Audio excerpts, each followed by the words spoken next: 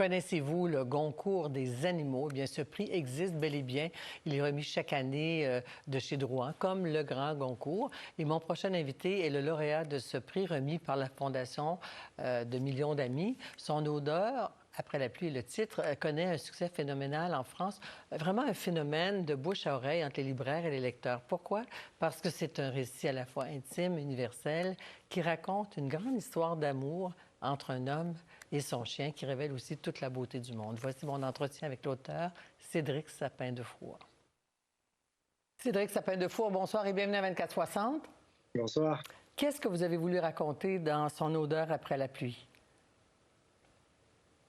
J'ai voulu plus que raconter, je crois que j'ai voulu rendre hommage à un être qui est passé dans ma vie, qui est resté quand même 13 belles années, 13 denses années. Et ouais, je crois que j'ai voulu lui dire merci. Je lui disais merci tous les jours lorsque nous pouvions nous regarder dans les yeux et nous frotter vigoureusement. Et j'avais besoin, je crois, de lui dire autrement et éventuellement d'associer à cet hommage pas le plus de lecteurs, mais en tout cas le plus de complices. Oui, mais c'est une histoire universelle, écrivez-vous, c'est une histoire d'amour sans condition. Alors, une histoire d'amour, ça j'en suis certain. Je pèse le mot, hein, vraiment. Lorsque je dis amour, je sais ce que veut dire amour, je sais quelle est la différence entre l'amour, l'amitié, la fraternité, tout ça. Et là, vraiment, je ne chuchote pas le mot amour lorsque je parle de la relation que j'ai eue avec mon chien. Et avec le chien, c'est un véritable amour, c'est un cœur qui bat, c'est un manque lorsqu'ils ne sont pas là, c'est une joie lorsqu'ils sont là.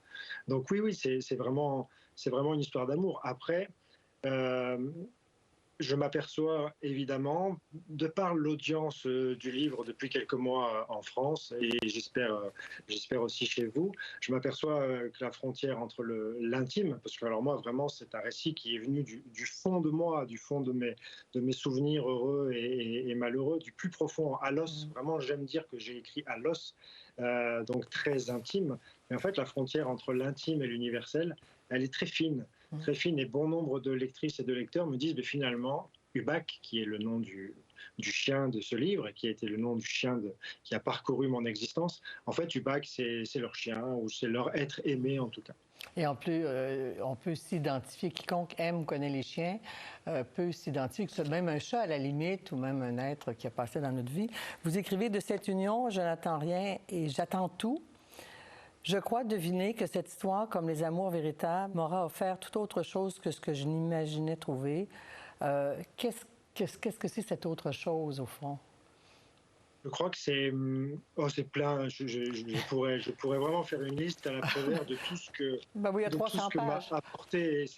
Mais oui, j'en ai même eu le toupet d'écrire un livre. Je crois que si vraiment je devais retenir, c'est la joie. C'est la joie. Vraiment, l'animal, il habite la joie vigoureusement, avec conviction. Et la joie, c'est un sentiment qui parfois nous échappe un petit peu. Donc, évidemment, la joie, la perception du moment et l'audace d'aimer aussi. Vraiment, je trouve qu'un chien, il aime, on le dit souvent, mais il aime sans attente de retour, l'animal en général, mais il aime pleinement. Et moi, depuis j'ai véritablement je n'ai plus la peur d'exprimer l'amour que je ressens pour les autres. Vraiment, c'est une libération dans l'expression, dans la capacité à exprimer son amour. Et puis quand même, ce qui parfois est difficile, parce qu'on a tendance à se regarder le nombril amoureux, se détacher et se désintéresser de soi-même pour vraiment sublimer et vivre profondément une relation avec un être qui est différent de nous, parce qu'un chien, c'est un chien, ça n'est pas un être humain.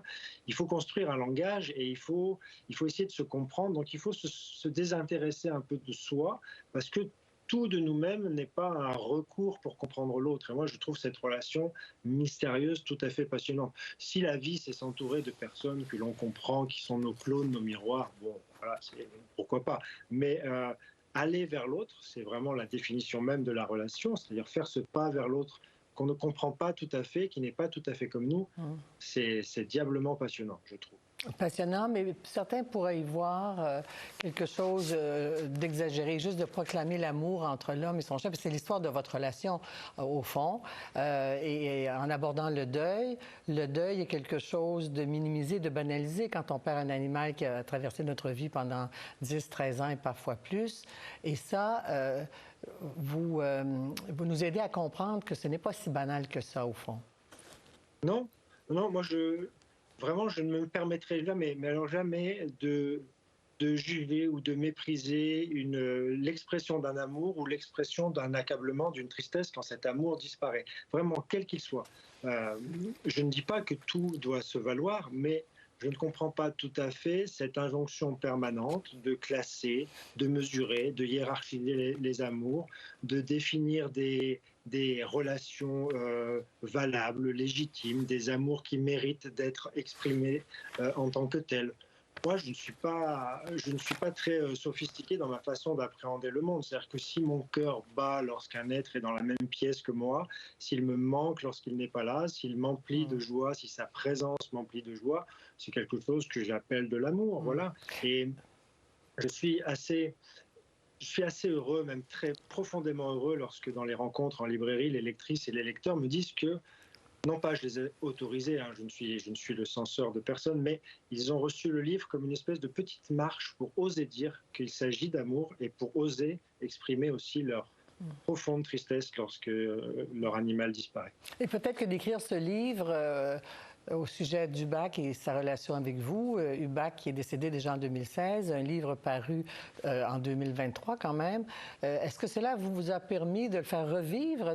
Il est omniprésent toujours dans votre vie, dans les sentiments, dans le bonheur, dans les joies, dans tout ce qu'il vous a apporté. Ah ben, c'est une question tout à fait juste et vous mettez là le doigt sur le mobile premier de l'acte d'écrire, pour moi en tout cas, c'est-à-dire de passer de nouveau du temps avec un être, alors un être aimé, puis en l'occurrence disparu.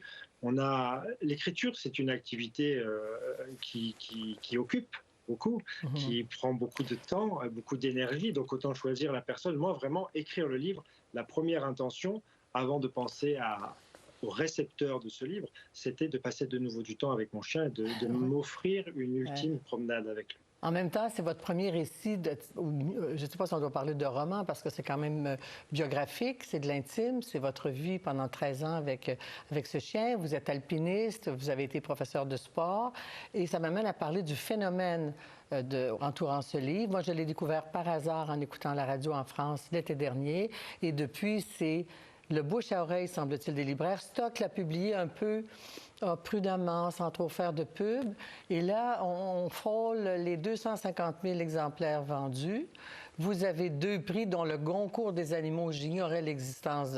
Et c'est chez Drouin, c'est la Fondation 300 millions d'amis, mais c'est le Goncourt des animaux. Alors, c'est un phénomène. À quoi l'attribuez-vous? Bon, il y a la qualité d'écriture que tout le monde reconnaît, parce que c'est de seconde en seconde, de minute en minute, la vie d'un homme et son chien, quand même, à la montagne, dans la nature, dans l'émerveillement, dans la joie, mais quand même, à quoi attribuez-vous le phénomène? Je ne vous dis pas ça par coquetterie ou mais vraiment, moi, j'ai beaucoup de mal en fait à mesurer ou à tenter d'expliquer parce que je suis à la fois la personne qui a vécu. Vous l'avez dit, c'est présenté comme un roman, mais c'est vraiment l'expérience de ma vie personnelle. Donc, celui qui vit cette histoire, celui qui en fait un livre, cet objet qui est vraiment très haut placé, moi, dans ma vision du monde, et après de tenter d'expliquer le succès de cet ouvrage. Alors, d'autres le font. Et moi, j'ai quelques pistes, évidemment, lorsque je rencontre les lectrices et les lecteurs. Je crois que c'est ce que l'on disait tout à l'heure, c'est la possibilité de se projeter dans cette histoire. En fait, le lecteur, il lit une histoire. Peut-être que j'ai eu le privilège de mettre des mots sur un ressenti qui est le sien. Et c'est une histoire qui est tout à fait partageable, en fait. Vraiment, elle est très intime, mais encore une fois, tout le monde peut se mettre un peu de lui dans cette histoire. Et puis, peut-être analyse beaucoup plus du moment peut-être que nous avions toutes et tous besoin d'un récit où il est question d'amour, de légèreté, de bonheur et de joie, parce qu'autour de nous, la vie se charge de nous noircir les jours suffisamment. On vit des temps très difficiles. C'est la guerre, c'est la crise climatique, c'est la crise économique, c'est une immense pauvreté, d'inégalité sociale et tout ça. Est-ce que c'est superficiel de s'intéresser autant à la relation entre l'homme et l'animal? Je ne crois pas. Non seulement ça n'est pas superficiel, mais je pense que même ça peut être le terreau d'un changement de notre grille de lecture du monde, parce que vraiment, lorsque l'on s'inscrit dans une relation avec l'animal, comme on le disait tout à l'heure, c'est l'acceptation de l'altérité. C'est l'acceptation d'un être qui n'est pas soi, qui est différent, c'est l'acceptation de sa singularité, son unicité. Et moi, je trouve au contraire qu'il est beaucoup plus rassurant de vivre dans un monde où l'on parle à une espèce différente, où l'on accepte d'aller vers cette espèce, de construire un langage commun, plutôt que dès lors que nous avons des nuances de croyances, des nuances de propriété, des nuances d'un taux de mélanine, peu importe, tout d'un coup on ne se comprend plus, on se tape dessus, on se piétine. Donc non, au contraire, je ne crois pas que ce soit superficiel, c'est peut-être même un guide, une leçon à retenir, et vraiment une relation dont on peut s'inspirer.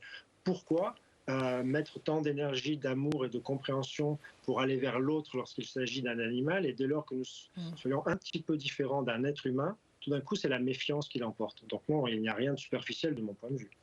Mais la beauté de cette relation mérite qu'on s'y attarde et qu'on apprivoise le deuil. Et vous l'aviez appréhendé. Vous dites une phrase que Jean-Paul Dubois, qui écrit le Goncourt 2019, qui écrit votre préface, dit. Il a retenu une phrase très importante. Vous regardez Hubert et vous dites « Quand va-t-il comprendre qu'il est mortel ?» Vous le saviez, vous l'appréhendiez déjà. Oui, en fait, c'est cette ligne de crête, c'est cette drôle de gesticulation qui est la nôtre lorsque nous vivons avec un animal à la durée de vie, on le sait, inférieure à la nôtre. C'est à la fois quand même l'avoir dans un bout de la tête, dans un bout du cœur, pour vraiment aspirer le bonheur et la joie de chaque journée, mais ne pas non plus excessivement appréhender l'existence par ce prisme-là, sinon c'est invivable en fait.